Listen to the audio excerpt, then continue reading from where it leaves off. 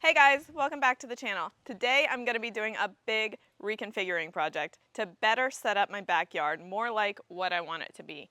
Now the way I'm going to do this is first I'm going to remove all the mulch and keep it in a separate container.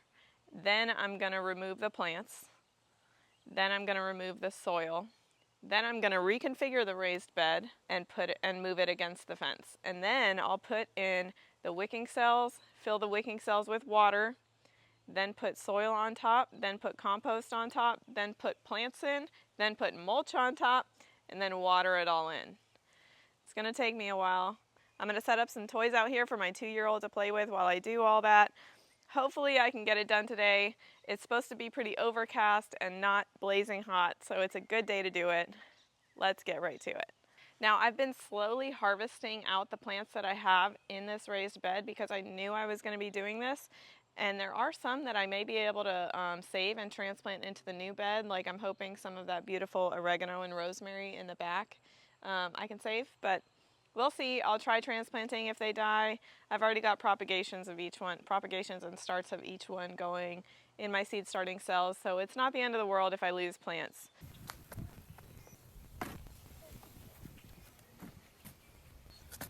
All right, so I got a lot of the soil out and I put it in these buckets. It took me a while, so I didn't film it all. But now I think there's still a lot of soil in there, but what I'm gonna try to do instead of putting it in these containers, because I'm out of containers, is just lifting up the bed. I started doing it with a shovel and I realized this is something I should put on camera because it looks kind of cool. It's kind of, the raised bed is kind of buried a little bit, so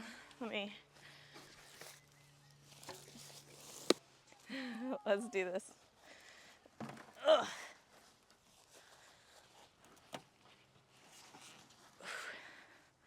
Okay. Now I'm gonna move it, reconfigure it, and then I'm gonna get the shovel and put all that soil back in.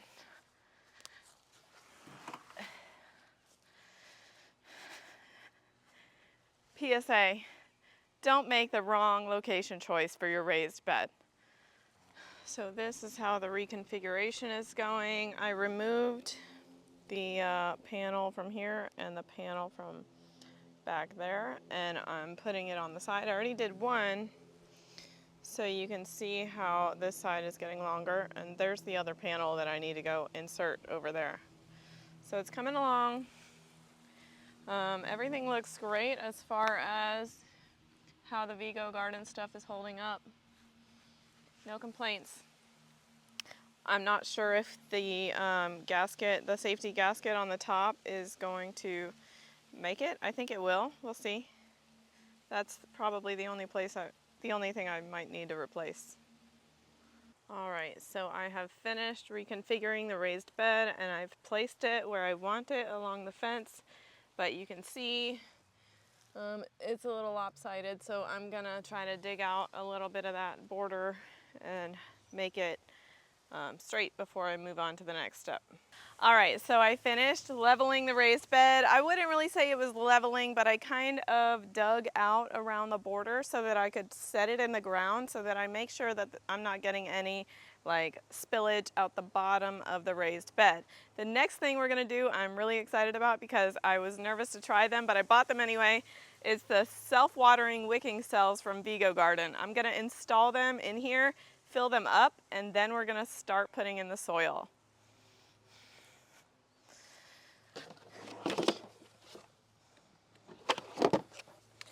So I'm just gonna set down the tubs.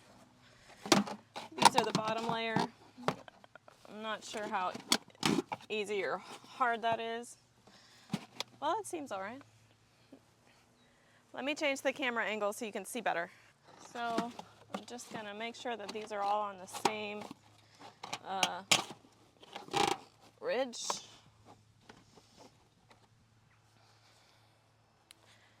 I think I'll save the corners till the end. Start with all the tubs. This is where the water is It's like the water reservoir. And it's not supposed to be watertight, so don't worry about that.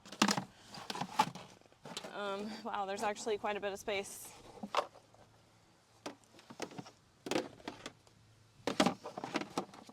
These go in like that.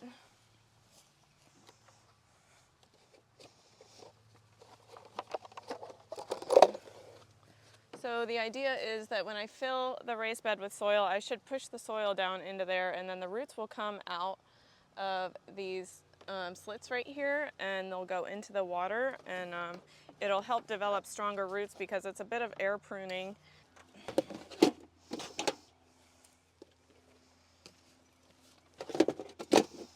All right, so I see a lot of space. I guess my approach is gonna be, let's push it all the way to the edge, and then I'll fill in the corners, these corner pieces.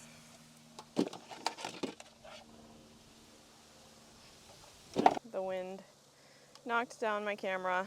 Let's try this again, maybe in a more stable spot. Okay, so you can see that there's these like ridges on the corner. I'm gonna try to line that up with the tub, but I mean, you can see there's some space, so I'm not sure it's really gonna work out. But it's okay. I've never used these things before. I was a little nervous to try it. I'm not sure how, I'm not sure if the plants will, like how quickly does it take for them to grow roots to reach the water all the way down? That's the part I'm not sure about. Like, am I gonna mess up my young plants because their roots aren't long enough? All right, actually that looks like it fits pretty well.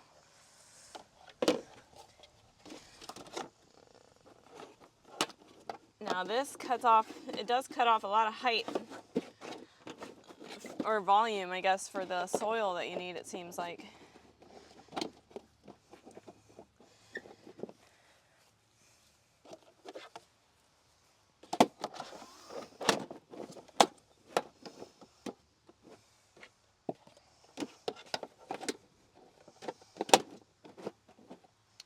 Okay, actually I'm pretty happy. It fills up the space pretty well. I might help press it down into place when I start putting soil in. Let me show you how it turned out. So you can see it looks like it's pretty flush against the edge. The corners look really good. More corners, more corners. There we go. Now I'm just gonna fill up all of these cells and the reservoirs with water, and I guess I wouldn't say this is required. I'm just doing it more for peace of mind. I don't want to set this whole thing up and then be wondering if I put enough water in it.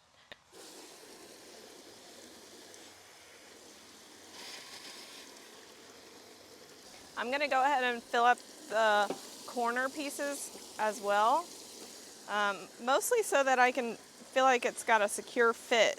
I don't want it to be like, you know, the tray is pressing down with gravity and the weight of the water, and the cells, the corner part is still like sticking up. I don't know if it matters, but that's what I'm gonna do.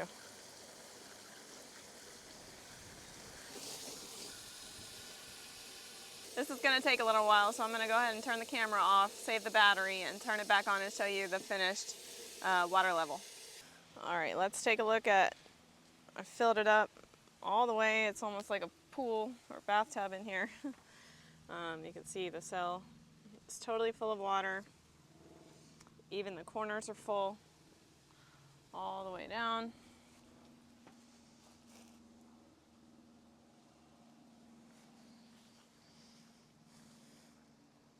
So the next step is putting the soil back in, and once I do this first layer, I'm gonna make sure to go in and press the soil down into those cells just to make sure it's, I'm getting rid of some of the air pockets that might be there.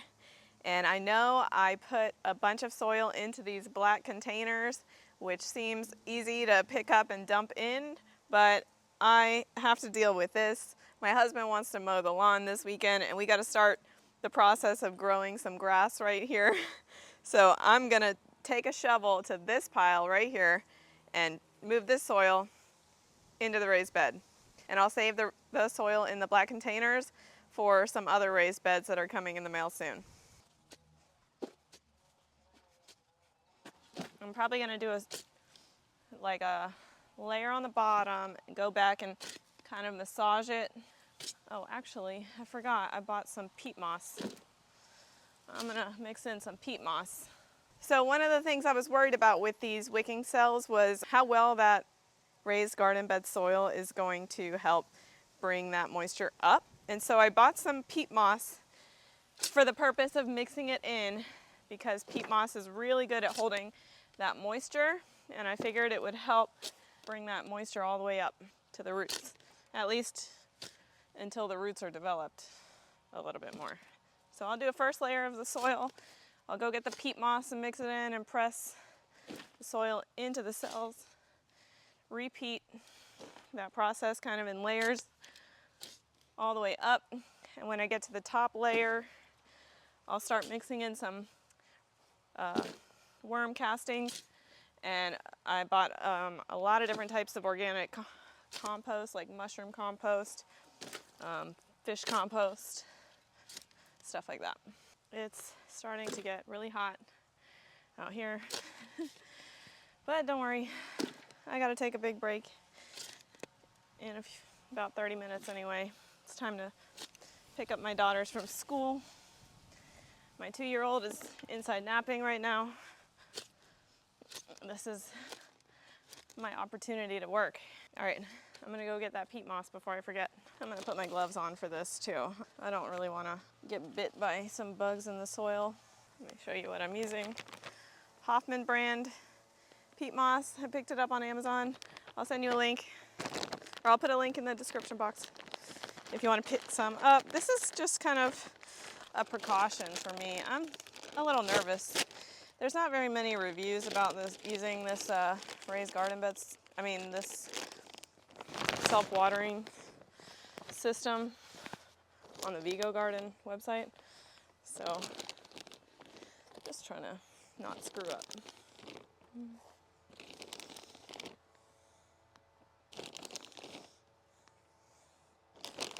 All right, that's probably good for the first layer. I'll mix it in. Pressing down into those cells as I go, breaking up any clumps of soil that I might see. So I'm just reusing the same soil that I had in the raised bed before I reconfigured it. And I guess if you're new to gardening, you might think that, or if you've never done this, you might be worried about whether that soil is spent, so to speak, but it's not like we ever really replace soil. What we do is amend soil by adding nutrients back in. Yes, it's true that some plants will consume the nutrients. Some, like peas and beans, will put nutrients back into the soil. But one of the methods that we use to amend soil in raised bed gardening is adding compost, which I'll be doing today. I feel like pressing it down maybe will help with, if you've ever filled a raised bed, you know, like the first time you fill it, the first season, you'll see like several inches of compaction that happens, and you'll have to go back and add a lot of compost. So maybe this will help. At least I don't want to compact too much of the soil, but you know, I'll press it firmly down, lose some of the air pockets. All right, I'm gonna keep going. I'll check back in with you when it's time to add the compost. Okay guys, I finished filling the raised garden bed with soil, and I added my Vego Garden vermicomposter that goes in the bed. I'm gonna do a separate video on that. But right now what I wanna do is go ahead and add all the different types of compost that I bought. Sorry, my mic just died. I think it's time to purchase a new mic, so I'll do my best trying to project my voice. I bought earthworm castings, mushroom compost, some land and sea compost with crab and lobster in it, and some earthworm castings. I'm gonna go ahead and spread all 4 of those over that top 1 to 2 inches of soil, and then I'll water it in, and then I'll be done for the day. I think I'm so tired today. This was a lot of work. I think I'm going to save the transplanting and the mulching for tomorrow. So let's get right to it. I'll start with this Espoma organic chicken manure that I bought. I'm going to obviously use gloves for this.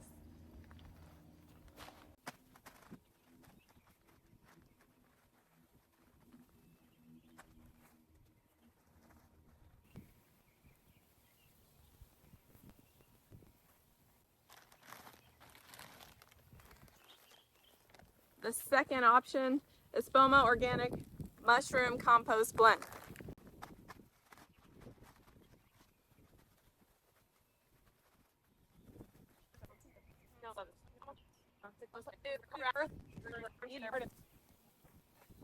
Okay, the third option, Espoma Organic Land and Sea Gourmet Compost.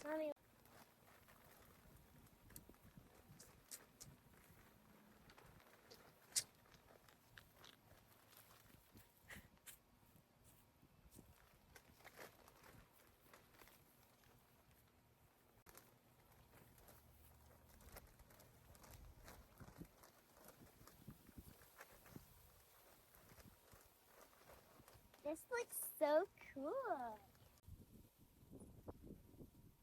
Okay, the last one.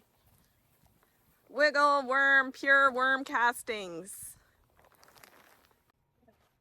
All right, time to water it in.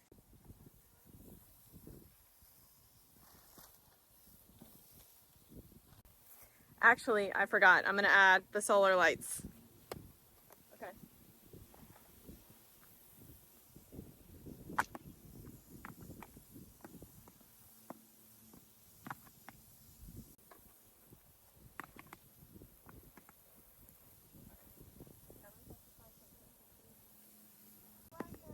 I think we're done. I'm gonna let my daughter play with the hose a little bit longer. We're gonna go to the pool and cool off. Planting tomorrow. So yesterday I added the watering cells to the bottom of the bed, filled it up with soil and compost, and watered everything in. And today I'm gonna transplant some plants. It's not gonna fill the whole bed, it's just a couple of starter plants. I'm gonna get some others going in the seed starting cells soon. So today I'm gonna do Seminole pumpkin, butternut squash, a South Anna butternut squash that was recommended to me from one of my subscribers as a powdery mildew resistant variety, and also some cucamelon. I'm excited about cucamelon. It's a little Mexican gherkin that's like, I guess it tastes like a cucumber, but it's like you just pop the whole thing in your mouth. It's little. So I'm excited about growing those. I think my kids will really like them. And it's thundering. I don't have that much time, so I'm gonna hurry up. After I transplant them, I'm gonna add the mulch as well on top. I'm gonna do my 2 Seminole pumpkins on the same side of the bed, and then I'll do 2 butternut squashes on the other side, just to give the different varieties of some space between them. Seminole pumpkin. I'll put my label, my homemade label from a milk carton and a label maker.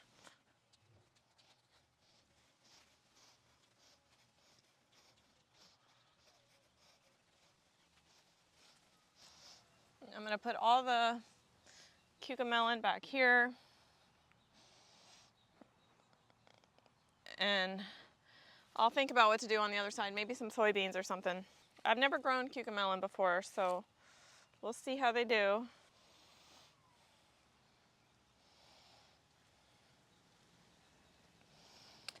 Today is May 15th and I'm in Central Florida, Melbourne. So it's about to get really hot. I've got a limited selection of crops to grow at this time of year because it gets so hot in the summer. Now I can tell the soil is really wet already, so I'm probably not even gonna water them in. I don't think they need any more. I think I'm gonna take the gloves off just because it's hard to reach into my seed starting cell and pop them out with the gloves on. I can hear that thunder. Watching for lightning.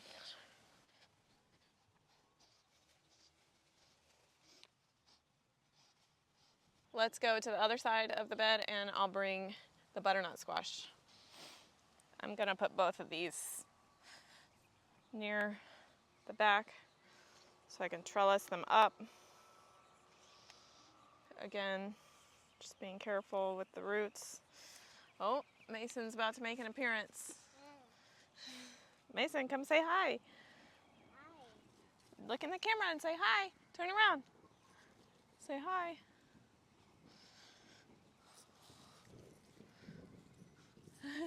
Say hi. Okay, do you hear that? Thunder, thunder. Why don't you run inside? I'll be right there. Run inside, bub. It's thundering. Time for some mulch real quick. I may need a lot of mulch.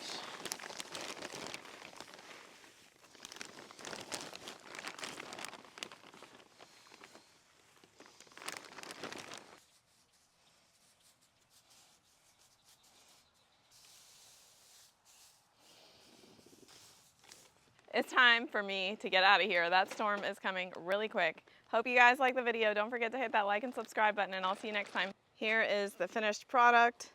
More plants coming soon. What do you think?